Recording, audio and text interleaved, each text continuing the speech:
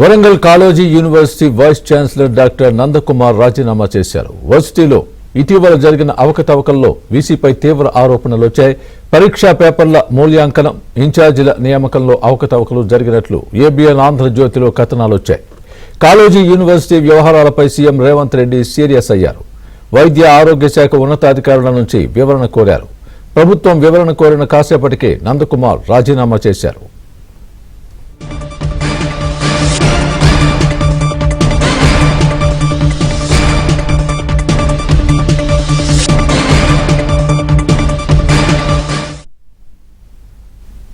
Warangal Kaloji university vice chancellor doctor Nandakumar రాజీనామా చేశారు. వర్సిటీలో ఇటీవల జరిగిన అవకతవకల్లో వీసీపై తీవ్ర ఆరోపణలు వచ్చాయి.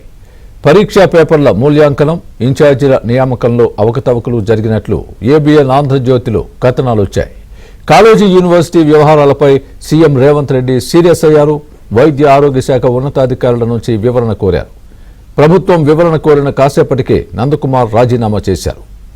ఇదే అంశానికి సంబంధించి పూర్తి అప్డేట్ మా ప్రతినిధి నరసింహరావు చెబుతారు. నరసింహరావు, చెప్పండి, నందకుమార్ రాజీనామాకు దారితీసిన పరిస్థితులు, దానికి కారణాలు, పూర్తి వివరాలు ఇవ్వండి.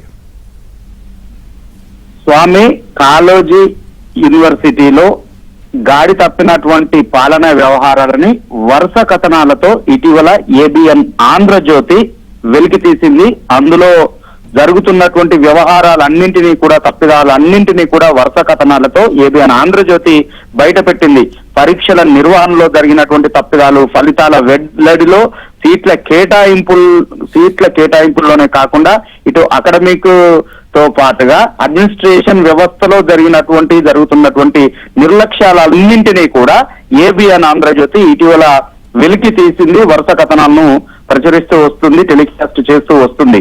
సో ఒక విద్యార్థి ఫెయిల్ అయితే తర్వాత మళ్ళీ పాస్ చేసినటువంటి ఘటనని, ఒక విద్యార్థికి వాళ్ళ కేటాయించినటువంటి కాలేజీలని ముందుగా ఒక కాలేజీలో సీట్లు వచ్చినట్లుగా అఫీషియల్ గా మెసేజ్లు పంపించి మళ్ళీ ఆ తర్వాత మరొక కాలేజీకి మారినట్లుగా అక్కడ అడ్మినిస్ట్రేషన్ పరంగా జరిగినటువంటి తప్పుదాలన్నింటినీ కూడా వెలికి తీసింది ఏబీఎన్ ఆంధ్రజ్యోతి.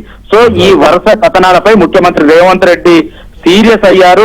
అధికారులపైన ఆగ్రహాన్ని వ్యక్తం చేశారు. ఎంతటి వారున్నా కానీ శిక్షిస్తామని చెప్పి హెచ్చరించారు. దానిపైన ఆరా తీసి వివరాలన్నింటినీ కూడా ఉన్నతాధికారులతో తెప్పించుకున్నారు.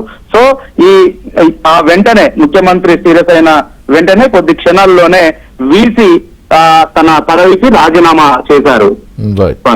Right nursing, thanks for the update.